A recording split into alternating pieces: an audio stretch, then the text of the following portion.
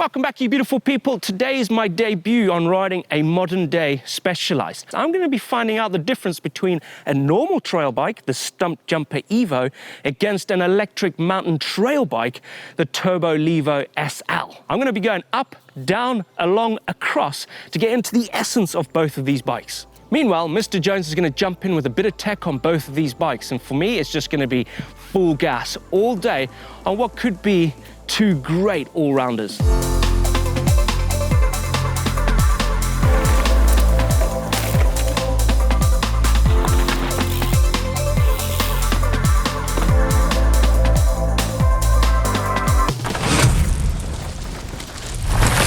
What Steve likes to say, let's take a look at these two ponies in front of us. Now, the one I'm stood in front is the Specialized Stumpjumper Evo.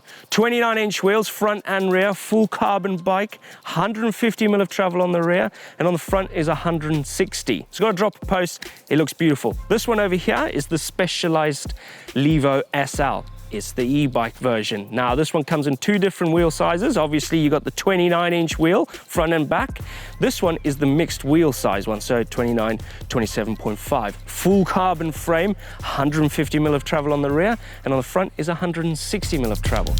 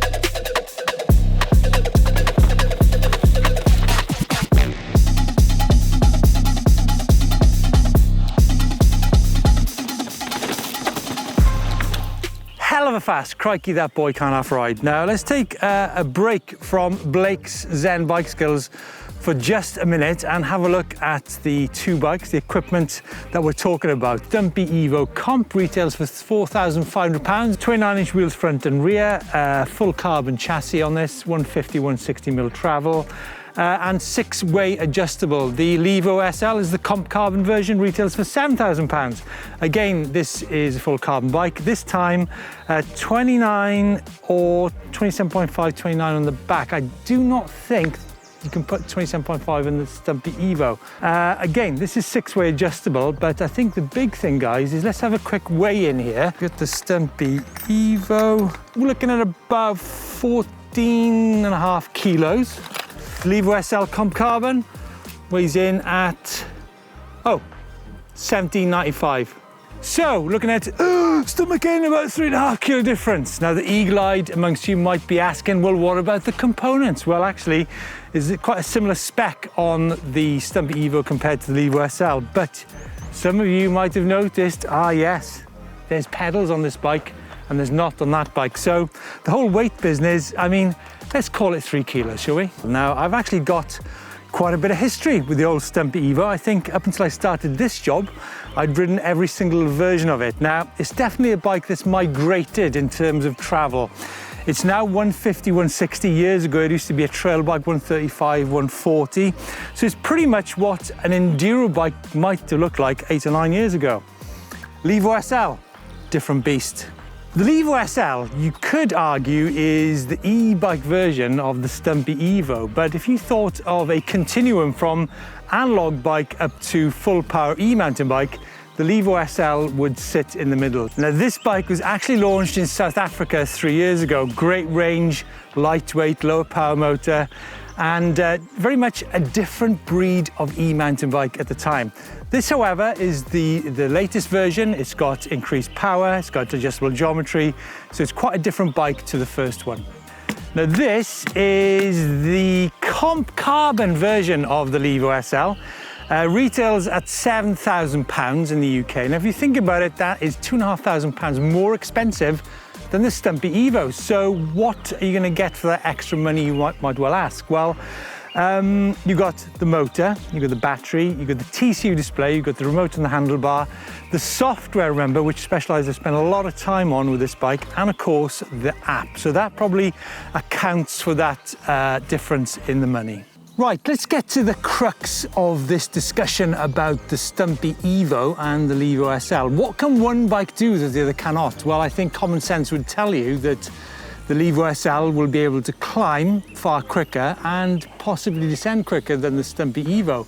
Whereas some people might say that, well, yes, but the Stumpy Evo is going to give you more of a workout. Well, I'm not convinced about that. But the first thing I want to cover off is the whole business of time. How much time do you spend riding trails? Now, on a traditional mountain bike, you're going to spend more time climbing. I think probably on an average 1 hour ride, 85% climbing, 15% descending. On an e-mountain bike, that's more likely going to be more towards the 70-30% mix. But what is that in actual numbers? Well, maybe on a mountain bike ride, and I think this is quite representative of what lots of people do on mountain bikes, probably going to be looking at 3 climbs, 3 descents in an hour. On an e-bike, that's going to be more like 4 to 5 climbs and descents in an hour. So a lot more time spent on the bike. Now, on the subject of handling, many people say that lightweight EMTBs, such as the Levo SL, are as nimble as regular mountain bikes. Now, I'd actually disagree with that, but I'm keen to hear what Blake's feedback is out on the trail. Right, before we put these two bikes head to head on this loop I've come up with,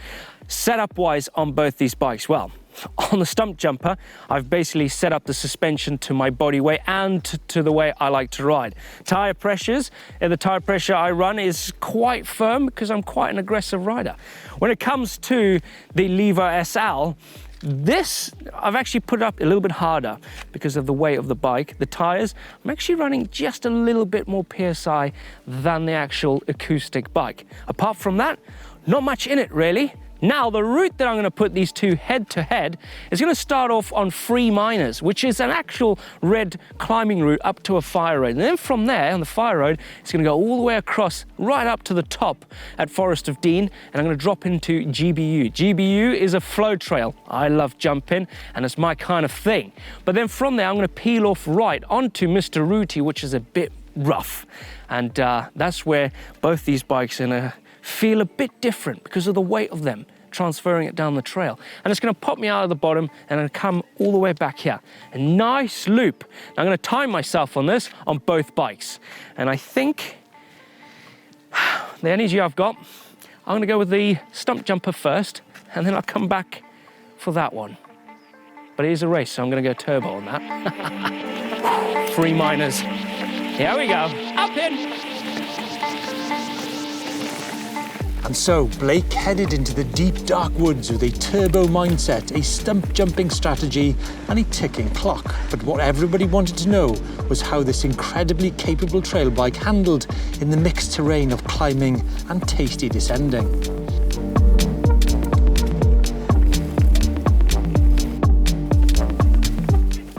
So far, a bit tired. Haven't got to the nasty little punchy climb at the end to the fire road. That's gonna be a killer.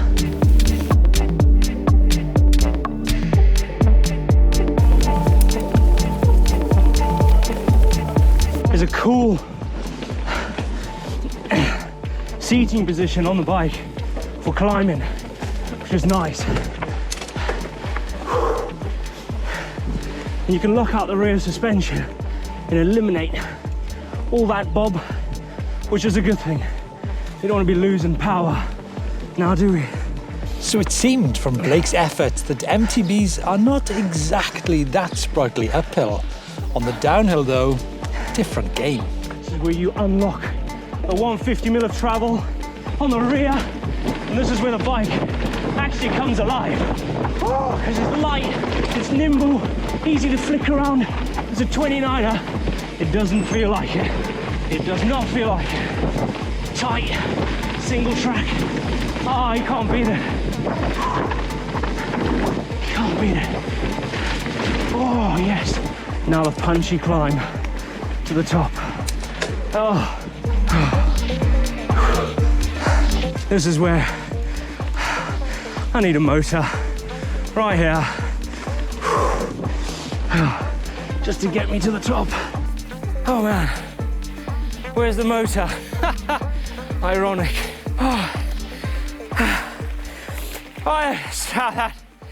That's horrible. Fire road. Get my legs back. We're on the fire road, and there's no extra weight for you to push along when you're out of that top end of the e-bike. The last push for the descent of GBU, dropping in, GBU. Oh yes.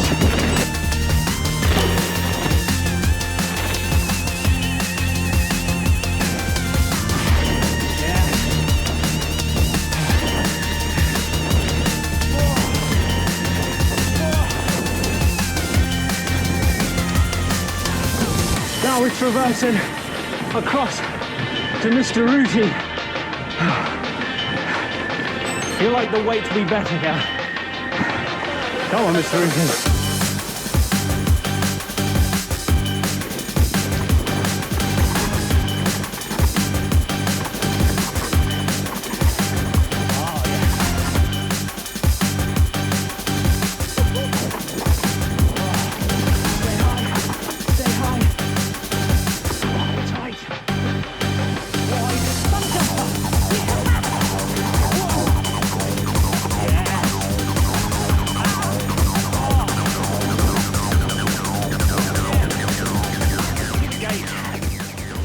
Stop. Oh, all right, let's get the e-bike. Miners, e-bike. Let's go. Woohoo! I'm on turbo. Let's go, Levo.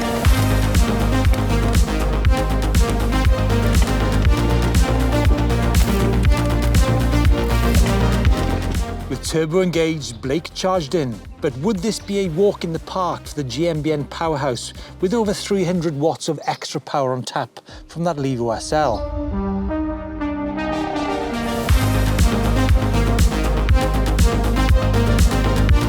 The weight on the back wheel definitely makes it so grippy in those flat turns.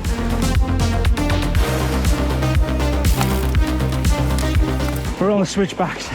Go on, squirrel. So, as Blake was emphatically proving, nimbleness is most definitely an uphill thing, as well as down on an EMTB. And when many of us spend so much time of our days climbing, that's a good thing, right? This is for the Stumpjumper. Loved it. It's light, it's nimble. Whoa, this thing is, oh, it's charging. You can feel the weight of it, but it's light. It's maneuverable. It actually feels quite quick.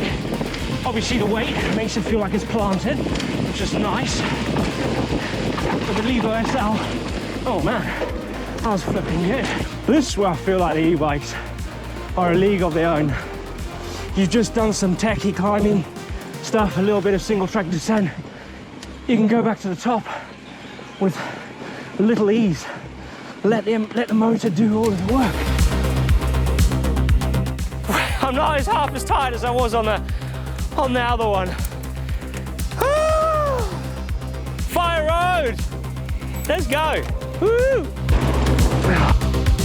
This is where I think, where I felt like what I said on the normal bike, the Stumpjumper, I'll be carrying weight. I actually don't feel the weight. I'm already past its threshold. It doesn't feel hard to pedal at all. A little bit, I can feel a little bit. Not as much as I would have thought. Let's push to the top. Let me drop in.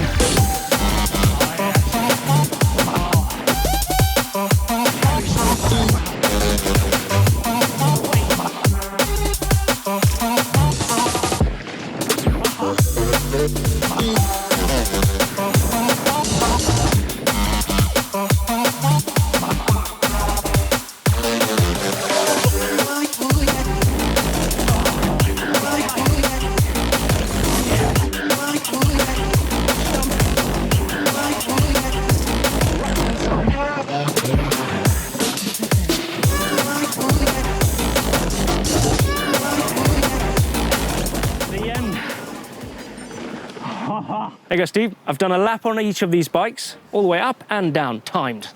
5K? 5 kilometers on the dot. So I'm thinking, right, two fantastic handling bikes, Yep. but literally just different. Incredible. Yeah, do you know what? The 29er feels fast.